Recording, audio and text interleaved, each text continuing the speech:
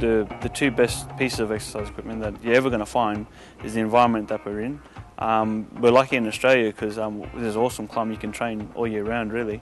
And of course your body, you know, like there's all these different gym equipment that you can use, but the one that's the most important is basically your own body weight. What really sells the mountain bike project for us is once we get people on the bike and show them where we're riding and give them that little bit of a thrill of going downhill, they're kind of hooked after that.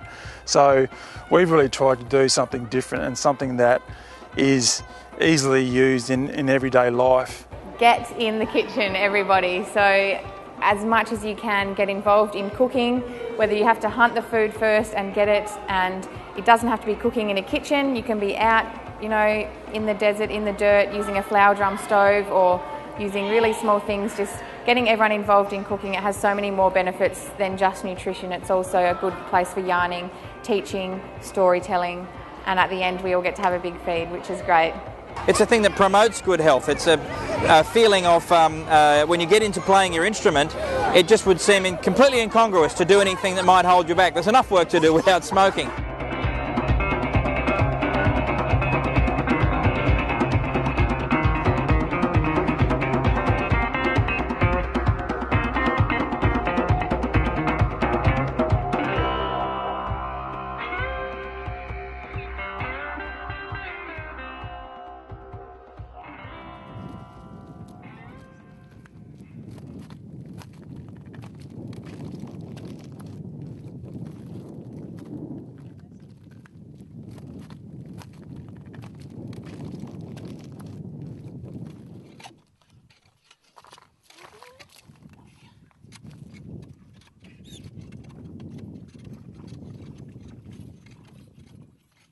My role at Burdekin is actually looking after the boys with the boys group.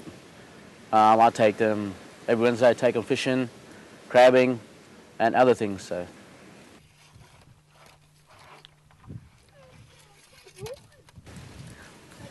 Probably more boys coming down to Burdekin, and I'm showing them my side of culture and my ways, my fishing and it. So, and also any other stuff. So.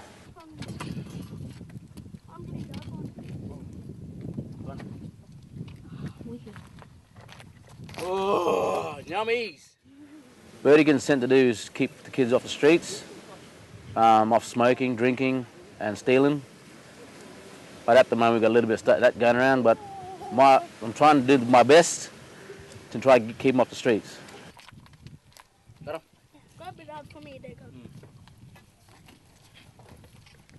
I get a lot of feedback from the boys every time I take them. It's actually, they love it. And it's keeping away from trouble, and they're learning off me at the same time. So, one of many activities to get people exercising without them thinking that they're exercising, incidentally, is walking. Walking is the number one activity. I mean, it's the one thing that humans have been doing the longest. So our bodies are basically designed to walk upright. So regardless if you're a beginner or if you've been a weightlifter for many, many years, walking's a really great ingredient to have in your exercise regime. Probably next year I want to try and do camping and hunting, so on the land.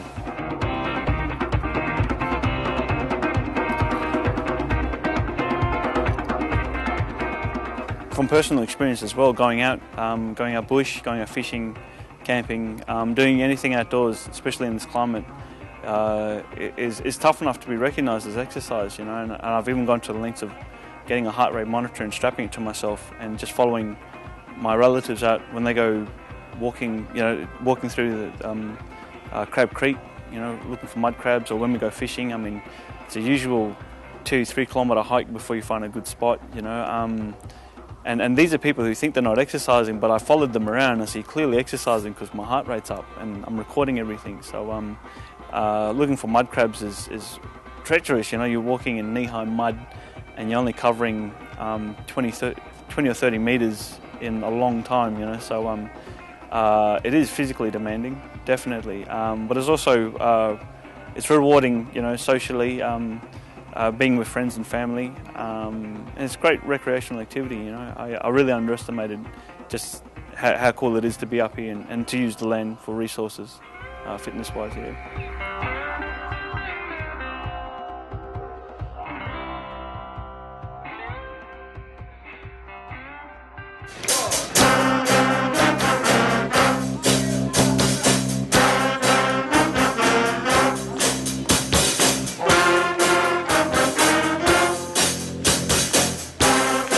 My name's Greg Formol. I'm the Community Alcohol Prevention Officer with ATODS, Queensland Health.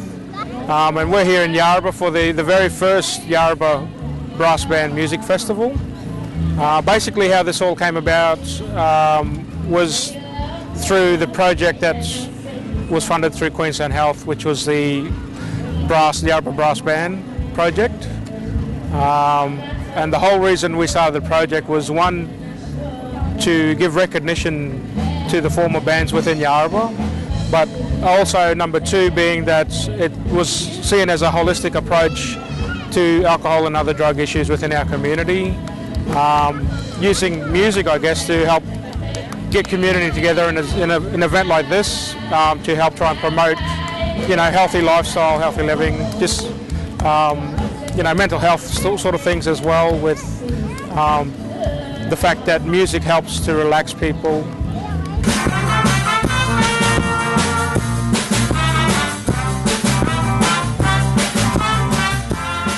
With the project, we've actually tried to target smoking as well within some of the band members, which we've actually had, we're able to decrease smoking with some of the members, which is a good thing. Myself personally, I actually quit smoking over 2 years ago now, so this was kind of a lead up to that as well, like quitting smoking to play music, so it was a trade-off basically. Yeah.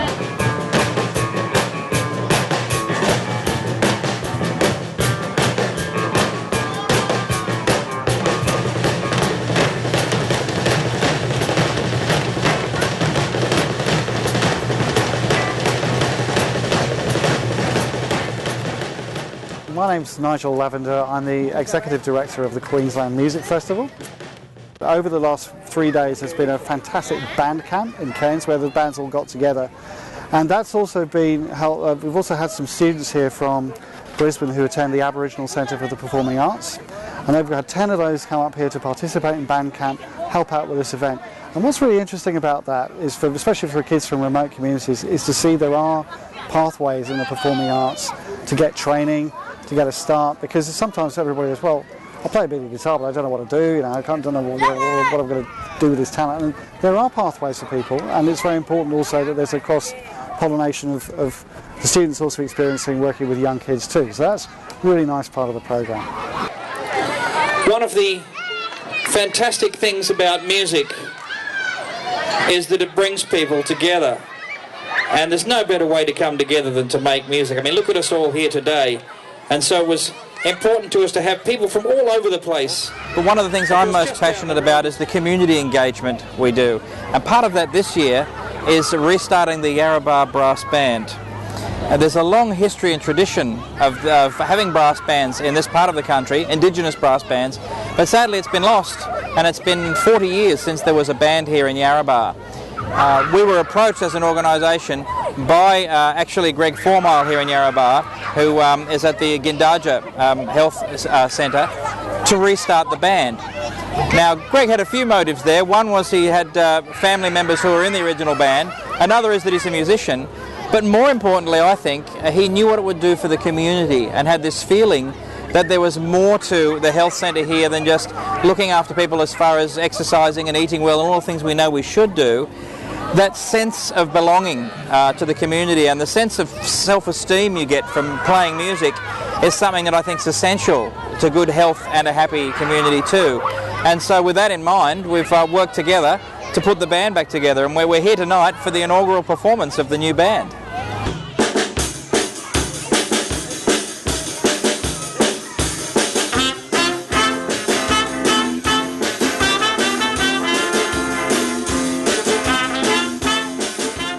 It really is a healthy occupation in playing a brass instrument or singing, but I think more to do with community.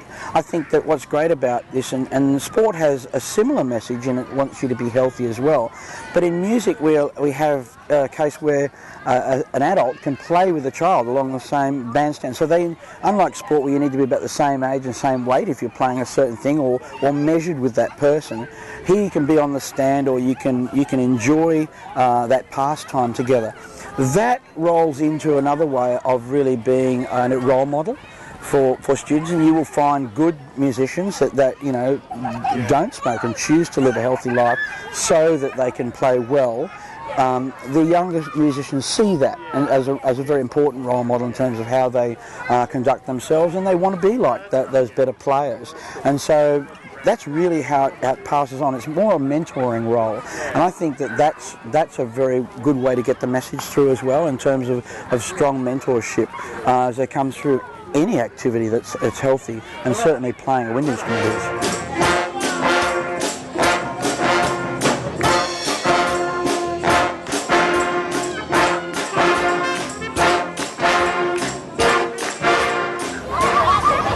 It's interesting, there's this image of the jazz musician in a smoky bar, perhaps even with a cigarette in one hand and a saxophone in the other.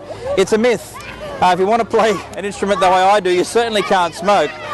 You need all the air you can get, and you need all the health and vitality you can get too. There's a lot of energy goes into making music, and particularly playing brass instruments. So the Yarrabah Brass Band here, if you want to be in the band, it's a thing that promotes good health. It's a feeling of when you get into playing your instrument, it just would seem completely incongruous to do anything that might hold you back. There's enough work to do without smoking. And I think that's probably one of the most obvious correlations, that the not smoking and playing a wind instrument, it becomes very obvious. Anyone who smokes and tries to blow one of these finds out very quickly how little air they've got and how much air they need. And I have some friends who've smoked and given it up when they started playing instruments, and the difference they felt, and the difference we hear, is noticeable.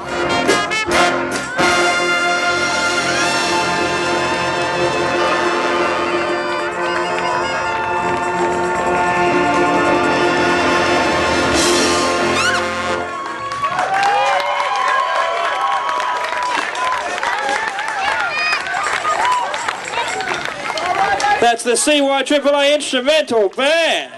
Woo!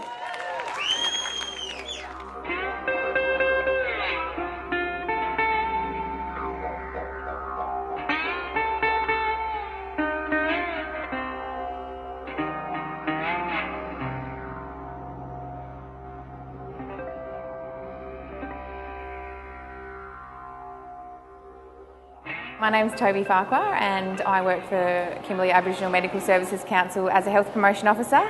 We work in the area of healthy lifestyles, and my background is actually in nutrition and dietetics, so basically I love food. And that's exactly why we're here today, because I like to run cooking sessions.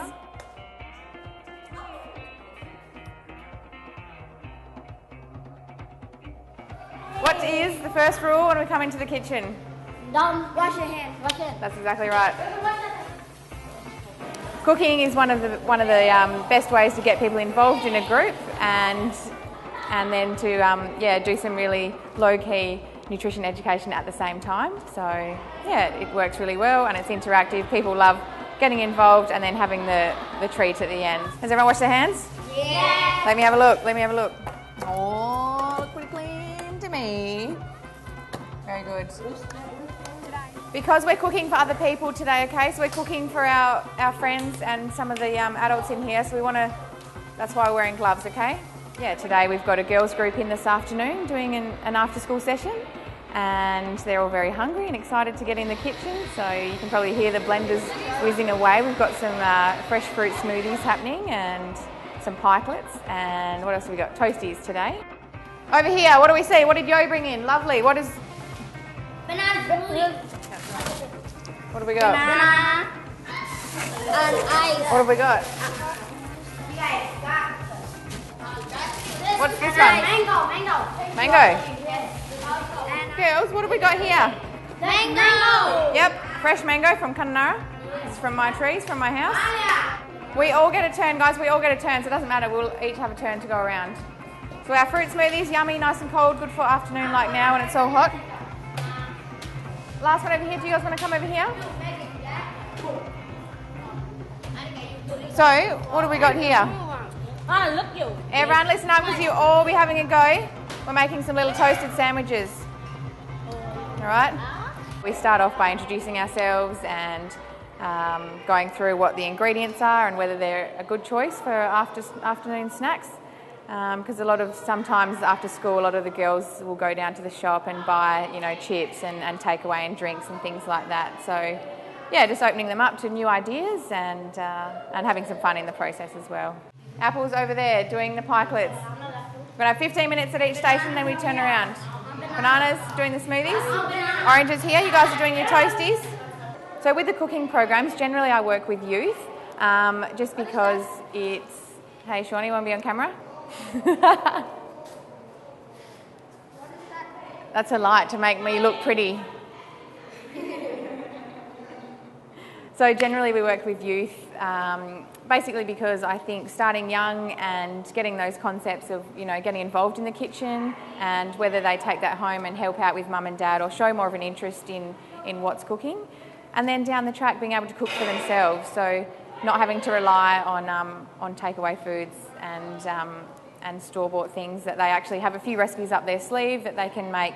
And we use really basic ingredients, lots of baked beans, the fruit and vegetables that are in season, and yeah, just use some of the small portions of meat, lots of vegetables, and yeah, bulk it up so that it's a cheap meal that can feed a lot of people.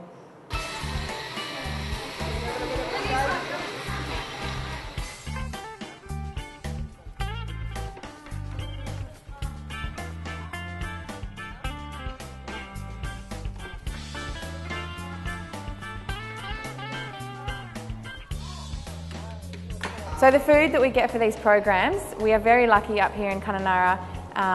So we have a partnership with Coles and it's called the Second Bite program. So it originally started, Save the Children, which is a youth organisation up here in town. They got on board with the Second Bite and I kind of came along to help out because I like to snoop into anything that's to do with food. So basically Coles donates their food to other programs. It's just food that's probably going to go out of its use-by date very soon, so it needs to be used up quickly. The great thing about the Second Bite food is basically it's a massive abundance of all different types of fruits and vegetables. So I bring it in, I pop it down, we go through them, I pick up the silver beet, I say to the kids, do we know what this is? Or the carrots, and a lot of them have fun trying to guess what it is. Sometimes they don't know what the fruits and vegetables are. So that's really fun that we can try new vegetables and flavours and, taste and things like that. So a lot of the time when they're cooking up, I'll let them taste it and see if they like it or not.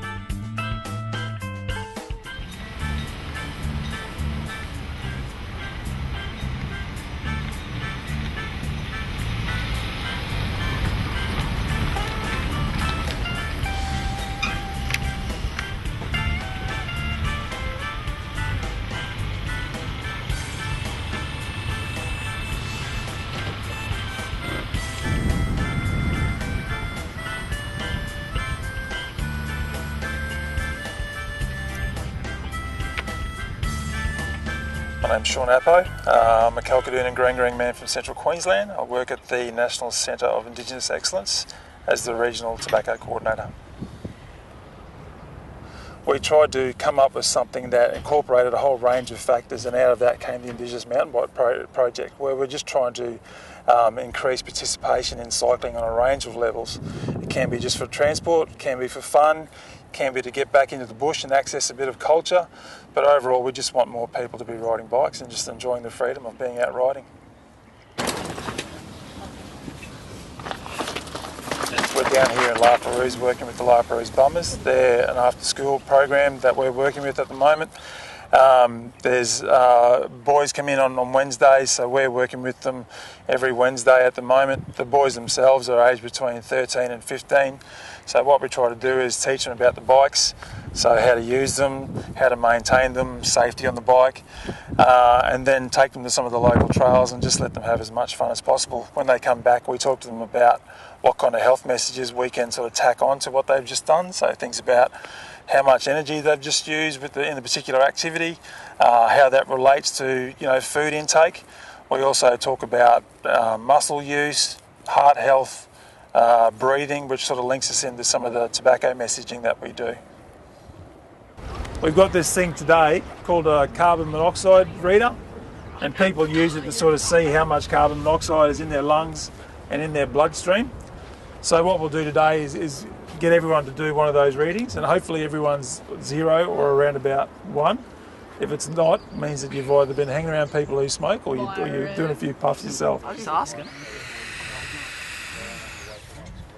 That was no. 0. Nice. Told you, Byron. I want someone. I bet you I'm going to get 1 just to be the odd one out.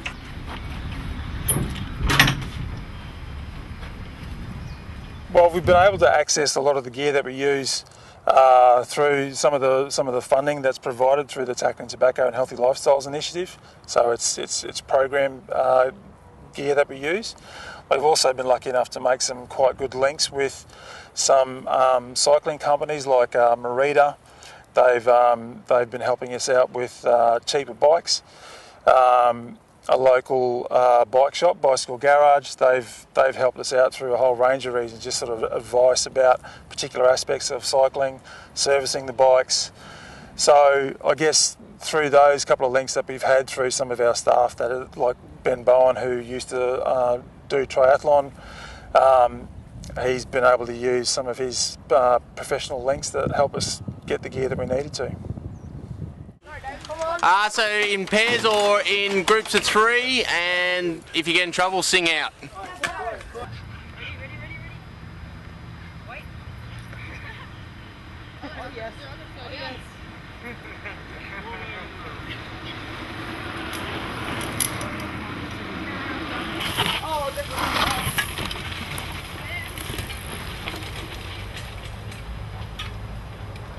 We do a range of activities that kind of reinforce the negative impacts of smoking with some of the participants who come along.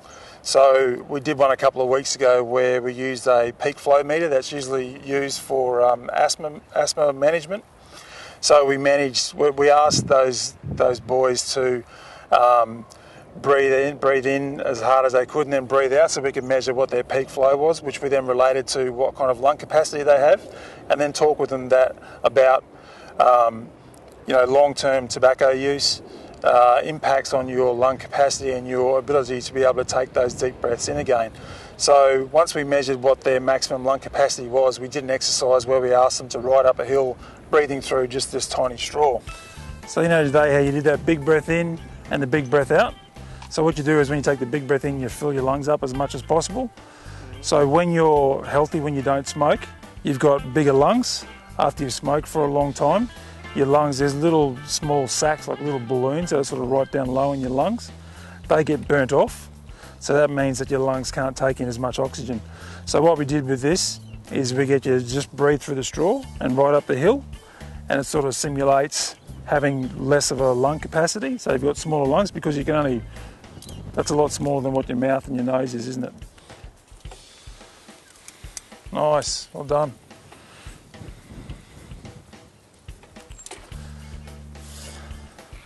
So how'd you find that? Harder. Harder? What was happening to you? Phlegm. Phlegm? Anything else? Were your legs burning? Just weren't getting enough oxygen in? Cool.